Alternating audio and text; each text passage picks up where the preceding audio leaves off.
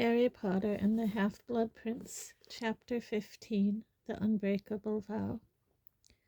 Snow was swirling against the icy windows once more. Christmas was approaching fast. Hagrid had already single-handedly delivered the usual 12 Christmas trees for the Great Hall. Garlands of holly and tinsel had been twisted around the banisters of the stairs. Everlasting candles glowed from inside the helmets of suits of armor, and great bunches of mistletoe had been hung at intervals along the corridors. Large groups of girls tended to converge underneath the mistletoe bunches every time Harry went past, which caused blockages in the corridors. Fortunately, however, Harry's frequent nighttime wanderings had given him an unusually good knowledge of the castle's secret passageways, so that he was able, without too much difficulty, to navigate mistletoe-free routes between classes.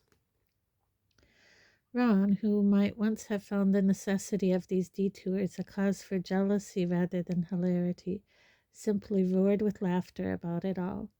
Although Harry much preferred this new laughing, joking Ron to the moody, aggressive model he had been enduring for the last few weeks, the improved Ron came at a heavy price.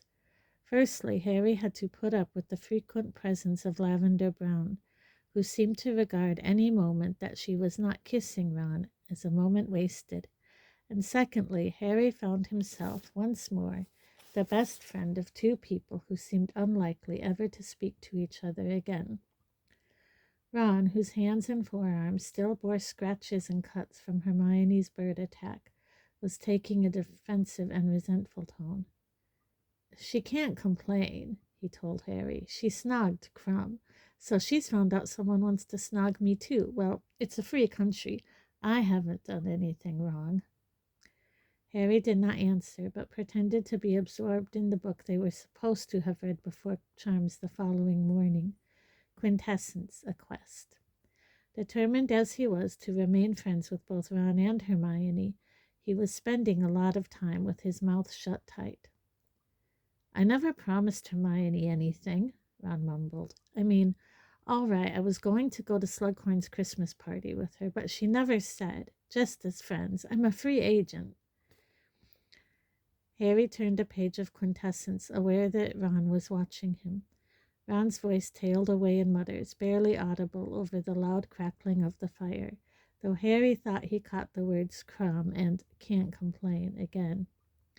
Hermione's timetable was so full that Harry could only talk to her properly in the evenings, when Ron was in any case so tightly wrapped around Lavender that he did not notice what Harry was doing. Hermione refused to sit in the common room while Ron was there, so Harry generally joined her in the library, which meant that their conversations were held in whispers.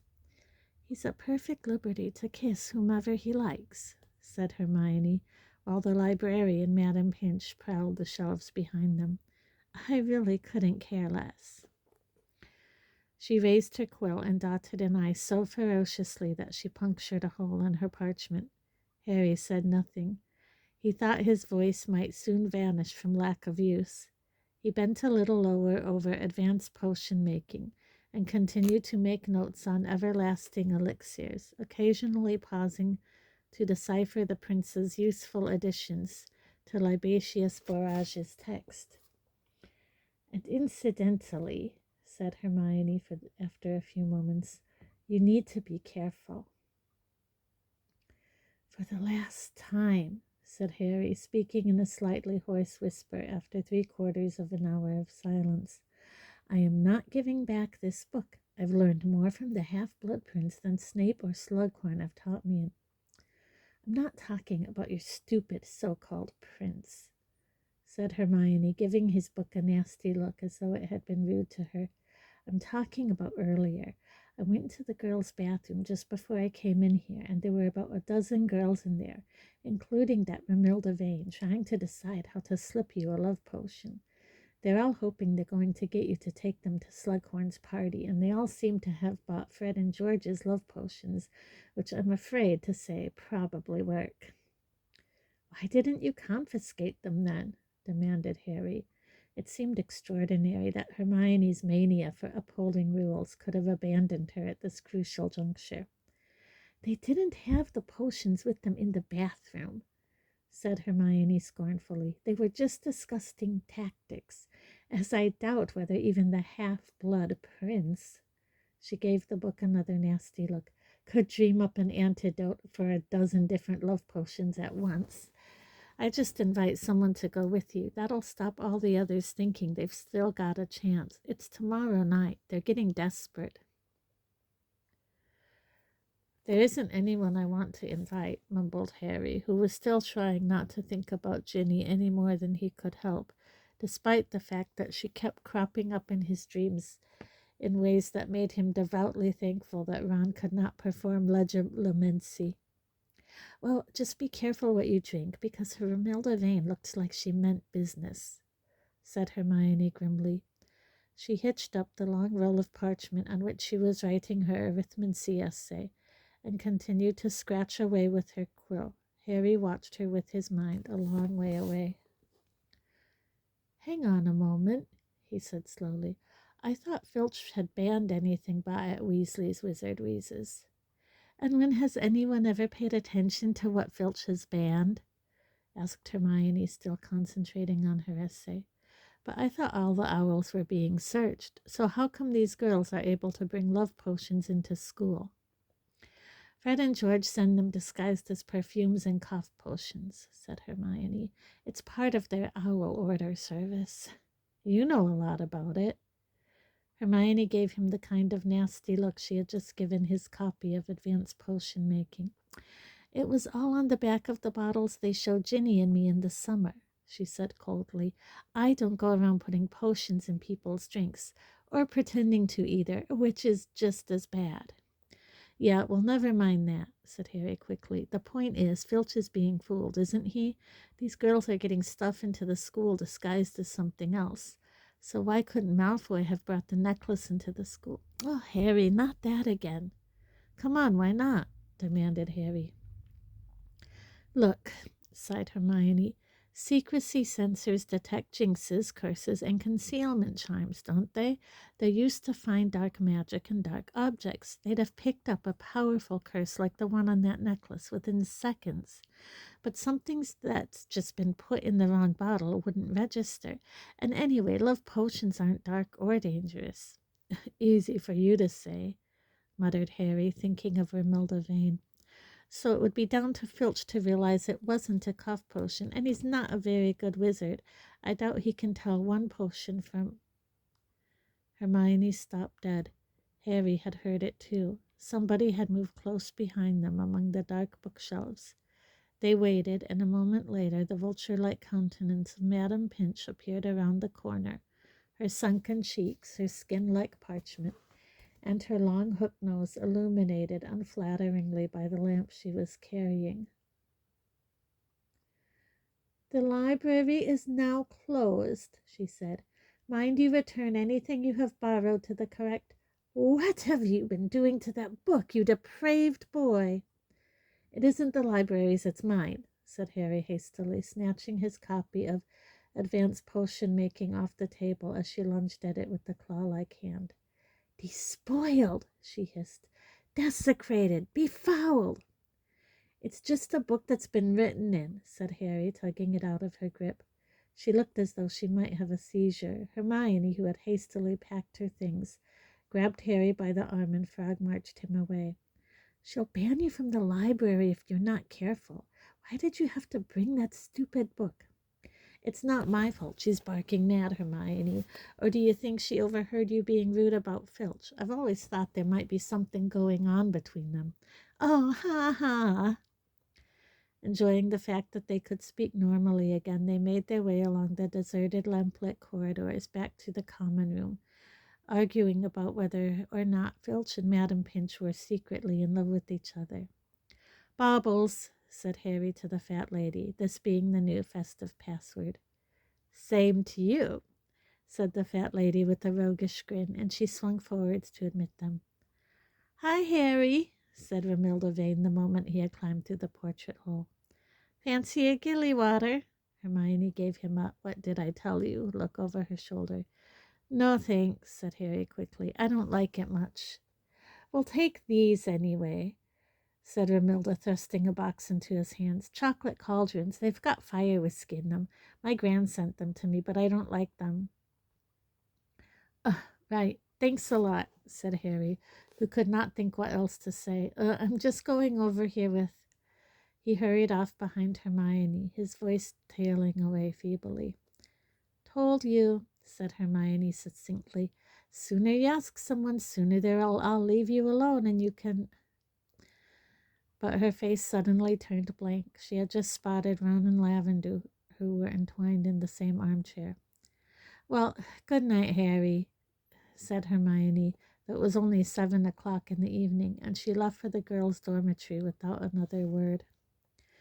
Harry went to bed, comforting himself that there was only one more day of lessons to struggle through, plus Slughorn's party, after which he and Ron would depart together for the Burrow. It now seemed impossible that Ron and Hermione would make up with each other before the holidays began, but perhaps, somehow, the break would give them time to calm down, think better of their behavior. But his hopes were not high, and they sank still lower after enduring a transfiguration lesson with them both next day. They had just embarked upon the immensely difficult topic of human transfiguration, working in front of mirrors. They were supposed to be changing the color of their own eyebrows. Hermione laughed unkindly at Ron's disastrous first attempt, during which he somehow managed to give himself a spectacular handlebar mustache. Ron retaliated by doing a cruel but accurate impression of Hermione jumping up and down in her seat every time Professor McGonagall asked a question, which Lavender and Parvati found deeply amusing and which reduced Hermione to the verge of tears again. She raced out of the classroom on the bell, leaving half her things behind.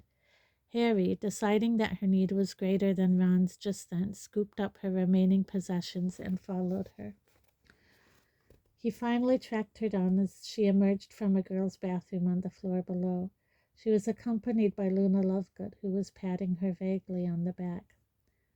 "Oh, hello, Harry," said Luna. "Did you know one of your eyebrows is bright yellow?" "Hi, Luna. Hermione, you left your stuff." He held out her books. "Oh, yes," said Hermione in a choked voice, taking her things and turning away quickly to hide the fact that she was wiping her eyes on her pencil case. "Thank you, Harry. Well, I'd better get going." And she hurried off, without giving Harry any time to offer words of comfort, though admittedly he could not think of any. "She's a bit upset," said Luna. "I thought at first it was Moaning Myrtle in there, but it turned out to be Hermione. She said something about that Ron Weasley." "Yeah, they've had a row," said Harry. "He says very funny things sometimes, doesn't he?" said Luna as they set off down the corridor together. "But he can be a bit unkind. I noticed that last year." "I suppose," said Harry. Luna was demonstrating her usual knack of speaking uncomfortable truths. He had never met anyone quite like her. "So did you have a good term?" "Oh, it's been all right," said Luna. "A bit lonely without the DA. Ginny's been nice, though. She stopped 2 boys in our transfiguration class calling me loony the other day." "How would you like to come to Slughorn's party with me tonight?" The words were out of Harry's mouth before he could stop them. He heard himself say them as though it were a stranger speaking. Luna turned her protuberant eyes upon him in surprise.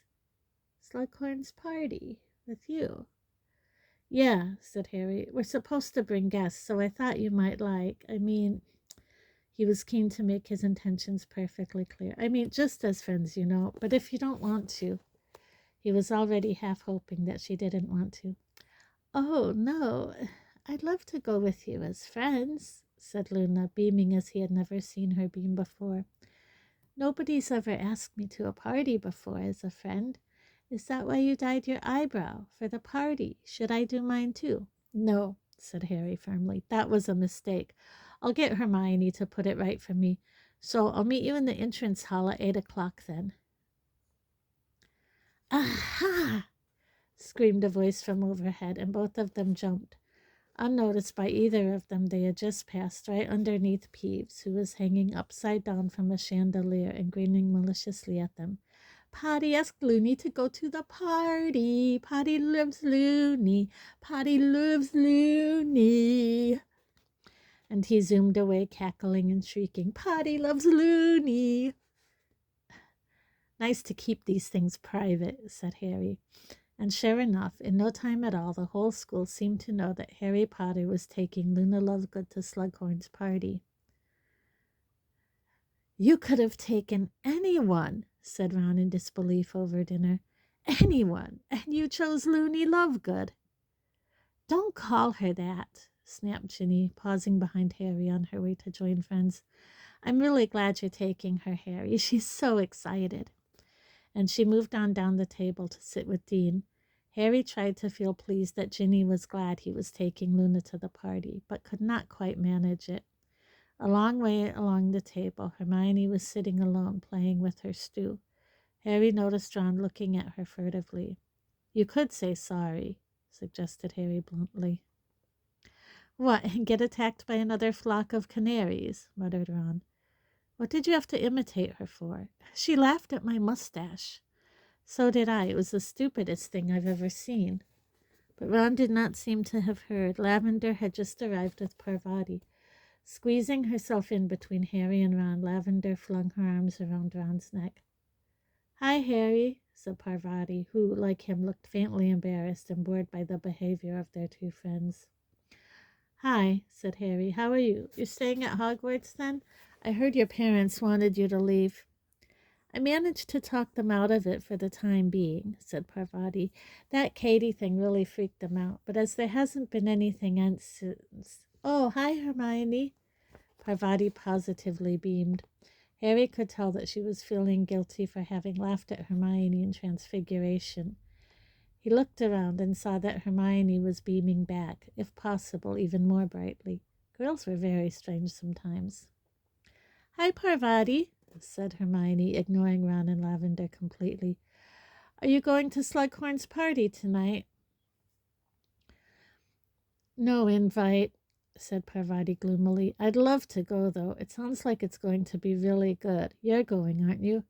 Yes, I'm meeting Cormac at 8, and There was a noise like a plunger being withdrawn from a blocked sink, and Ron surfaced. Hermione acted as though she had not seen or heard anything. We're going up to the party together. Cormac, said Parvati. Cormac McCluggin, you mean? That's right, said Hermione sweetly.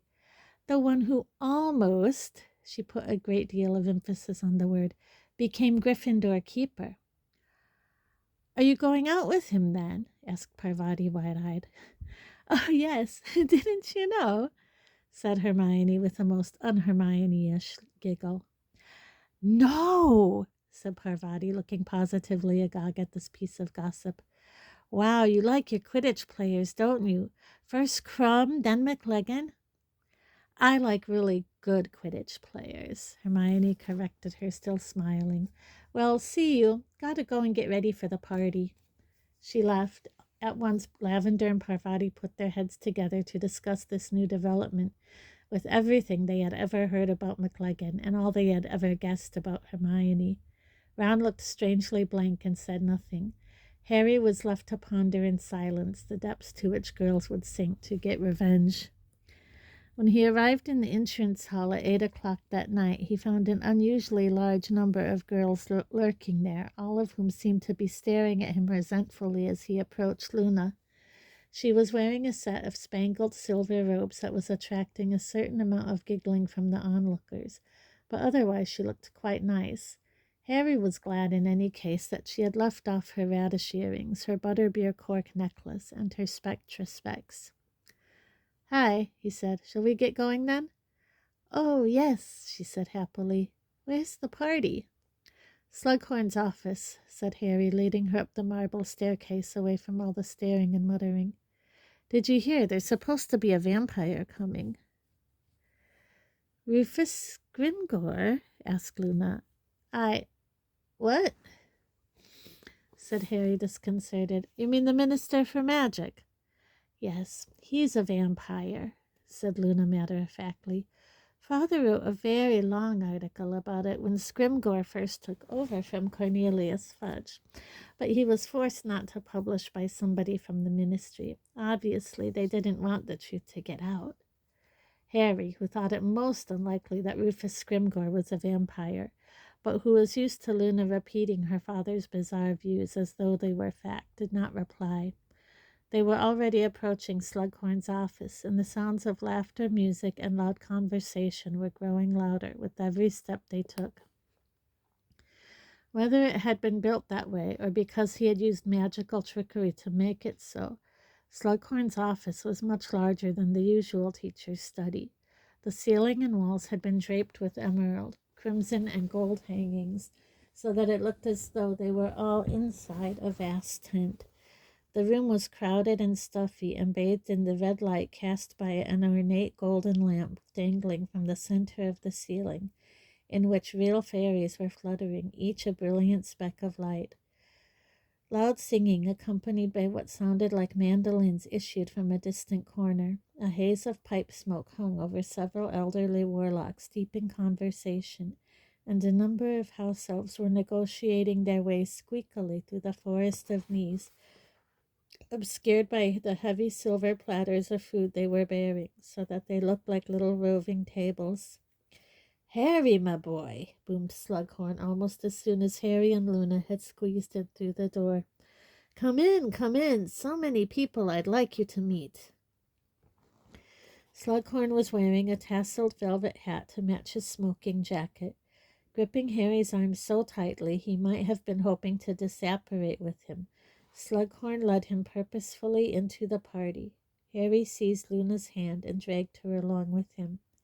"Harry, I'd like you to meet Eldred Warple, an old student of mine, author of Blood Brothers, My Life Amongst the Vampires, and of course his friend Sanguini."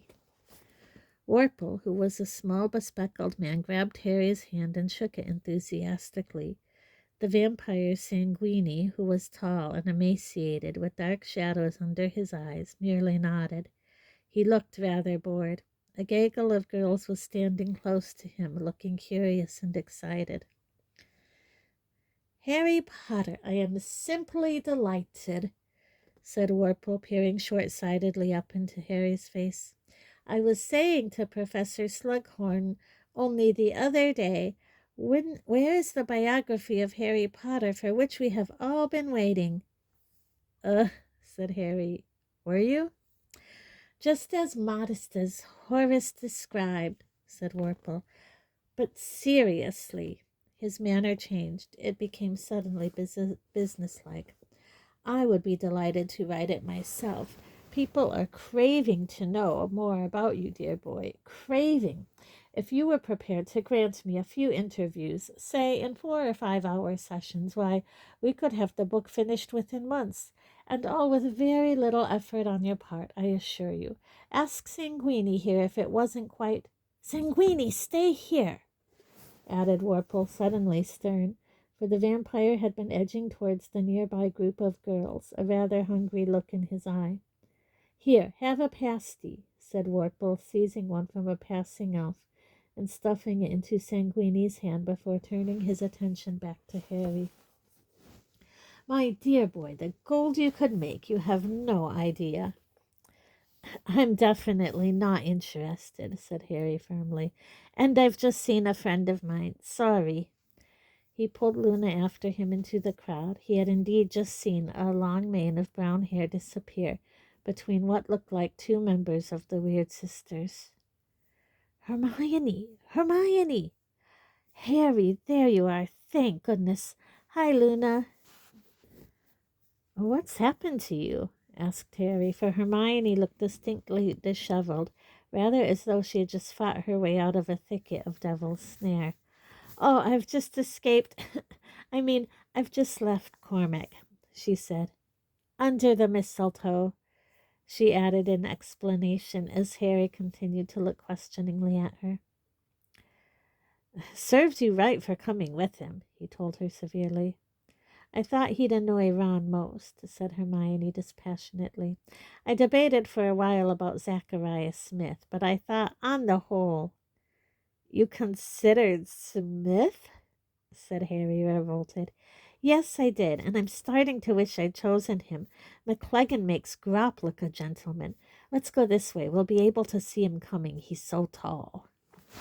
The three of them made their way over to the other side of the room, scooping up goblets of meat on the way, realizing too late that Professor Trelawney was standing there alone. "Hello," said Luna politely to Professor Trelawney. "Good evening, my dear," said Professor Trelawney, focusing upon Luna with some difficulty. Harry could smell cooking sherry again. "I haven't seen you in my classes lately." "No, I've got Ferenz this year," said Luna. "Oh, of course," said Professor Trelawney with an angry, drunken twitter. "Or Dobbin, as I prefer to think of him. You would have thought, would you not, that now I am returned to the school Professor Dumbledore might have got rid of the horse? But no, we share classes. It's an insult, frankly, an insult. Do you know?" Professor Trelawney seemed too tipsy to have recognized Harry. Under cover of her furious criticisms of Ferenz, Harry drew closer to Hermione and said, "Let's get something straight. Are you planning to tell Ron that you interfered at keeper tryouts?" Hermione raised her eyebrows. "Do you really think I'd stoop that low?" Harry looked at her shrewdly. "Hermione, if you can ask out McLegan—" "There's a difference," said Hermione with dignity. "I've got no plans to tell Ron anything about what might or might not have happened at keeper tryouts." "Good," said Harry fervently, "because he'll just fall apart again and we'll lose the next match." "Quidditch," said Hermione angrily. "Is that all boys care about? Cormac hasn't asked me one single question about myself. No, I've just been treated to 100 great saves made by Cormac McLegan nonstop ever since— Oh no, here he comes." She moved so fast it was as though she had disapparated. One moment she was there, the next she had squeezed between two guffawing witches and vanished. "Seen Hermione?" asked McLegan, forcing his way through the throng a minute later. "No, sorry," said Harry, and he turned quickly to join in Luna's conversation, forgetting for a split second to whom she was talking. "Harry Potter," said Professor Trelawney in deep, vibrant tones, noticing him for the first time. "Oh, hello," said Harry unenthusiastically. "My dear boy," she said in a very carrying whisper, "the rumors, the stories, the chosen one, of course, I have known for a very long time. The omens were never good, Harry, but why have you not returned to divination? For you, of all people, the subject is of the utmost importance." "Ah, Sybil, we all think our subject's most important," said a loud voice, and Slughorn appeared at Professor Trelawney's other side, his face very red, his velvet hat a little askew, a glass of meat in one hand, and enormous mince pie in the other.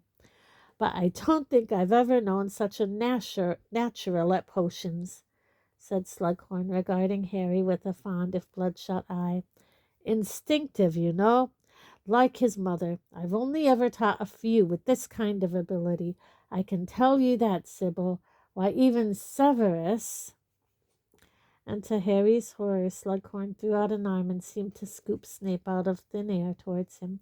"Stop skulking and come and join us, Severus," hiccuped Slughorn happily. "I was just talking about Harry's exceptional potion making.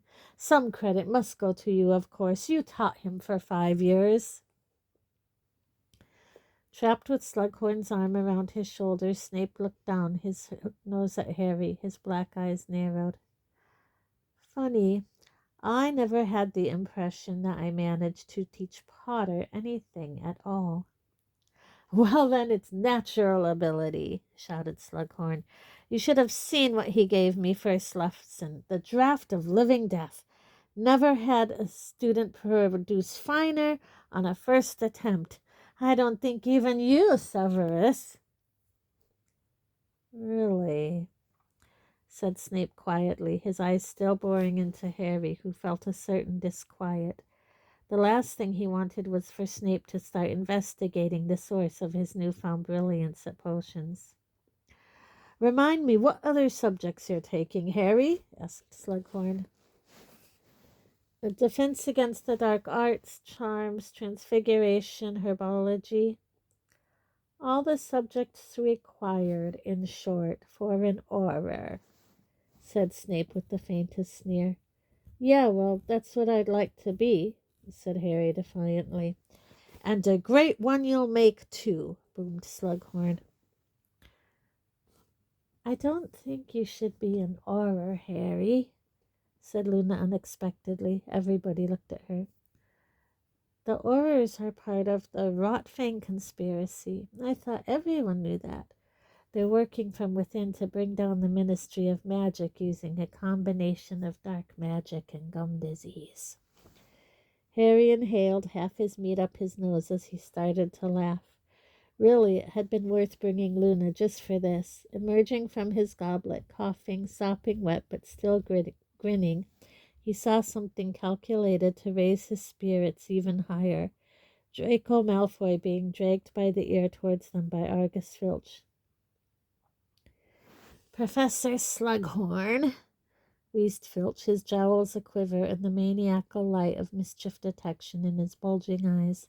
"I discovered this boy lurking in an upstairs corridor.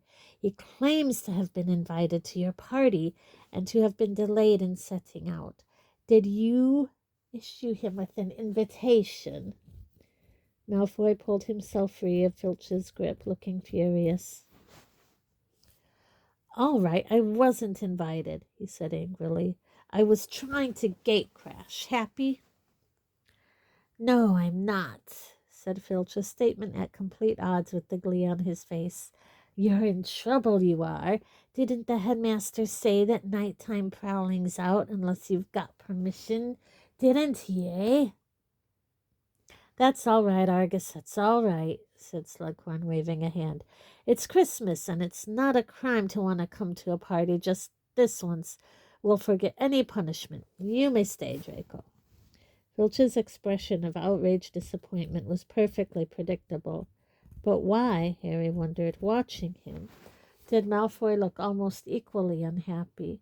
And why was Snape looking at Malfoy as though both angry and, was it possible, a little afraid? But almost before Harry had registered what he had seen, Filch had turned and shuffled away, muttering under his breath.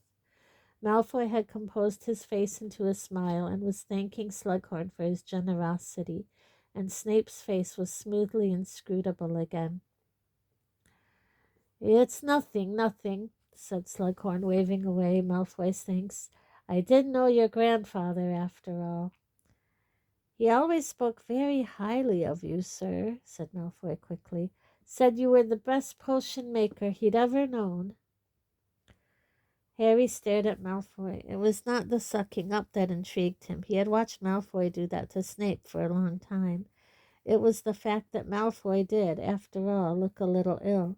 This was the first time he had seen Malfoy close up for ages.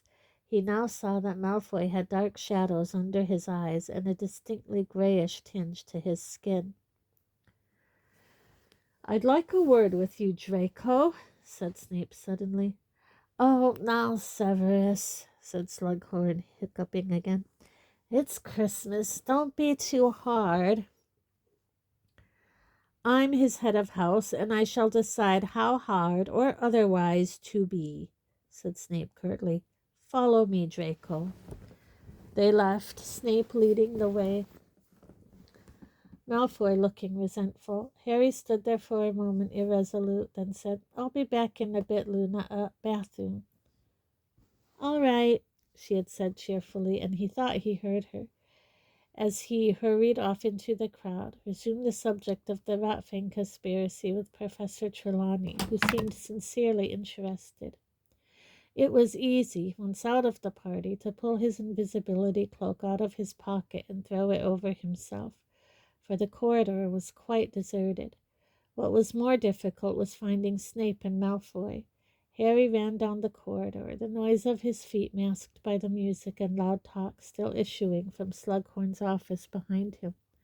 Perhaps Snape had taken Malfoy to his office in the dungeons, or perhaps he was escorting him back to the Slytherin common room. But Harry pressed his ear against door after door as he dashed down the corridor, until with a great jolt of excitement he crouched down to the keyhole of the last classroom in the corridor and heard voices. "Cannot afford mistakes, Draco, because if you are expelled—" "I didn't have anything to do with it, all right?" "I hope you are telling the truth, because it was both clumsy and foolish. Already you are suspected of having a hand in it." "Who suspects me?" said Malfoy angrily. "For the last time, I didn't do it, okay? That Bell girl must have had an enemy no one knows about. Don't look at me like that. I know what you're doing. I'm not stupid, but it won't work. I can stop you." There was a pause, and then Snape said quietly, "Ah, Aunt Bellatrix has been teaching you occlumency, I see. What thoughts are you trying to conceal from your master, Draco?" "I'm not trying to conceal anything from him. I just don't want you butting in." Harry pressed his ear still more closely against the keyhole. What happened to make Malfoy speak to Snape like this? Snape, towards whom he had always shown respect, even liking. "So that is why you have been avoiding me this term? You have feared my interference? You realize that had anybody else failed to come to my office when I had told them repeatedly to be there, Draco? So put me in detention. Report me to Dumbledore," jeered Malfoy. There was another pause, then Snape said, "You know perfectly well that I do not wish to do either of those things." "You'd better stop telling me to come to your office, then." "Listen to me," said Snape, his voice so low now that Harry had to push his ear very hard against the keyhole to hear. "I am trying to help you. I swore to your mother I would protect you. I made the unbreakable vow, Draco." "Looks like you'll have to break it then, because I don't need your protection. It's my job. He gave it to me and I'm doing it. I've got a plan and it's going to work. It's just taking a bit longer than I thought it would."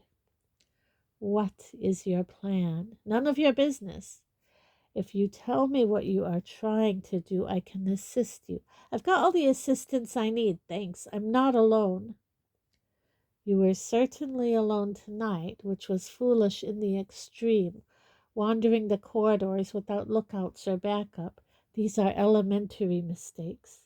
I would have had Crabbe and Goyle with me if you hadn't put them in detention." "Keep your voice down," spat Snape, for Malfoy's voice had risen excitedly. "If your friends Crabbe and Goyle intend to pass their defense against the dark arts owl this time around, they will need to work a little harder than they are doing at present." "What does it matter?" said Malfoy. "Defense against the dark arts. It's all just a joke, isn't it? An act? Like any of us need protecting against the dark arts." "It is an act that is crucial to success, Draco," said Snape. "Where do you think I would have been all these years if I had not known how to act? Now listen to me. You are being incautious, wandering around at night, getting yourself caught. And if you are placing your reliance on assistants like Crabbe and Goyle, they're not the only ones. I've got other people on my side, better people. Then why not confide in me, and I know what you're up to. You want to steal my glory." There was another pause, then Snape said coldly, "You are speaking like a child. I quite understand that your father's capture and imprisonment has upset you, but—" Harry had barely a second's warning. He heard Malfoy's steps on the other side of the door and flung himself out of the way just as it burst open. Malfoy was striding away down the corridor, past the open door of Slughorn's office, round a distant corner, and out of sight.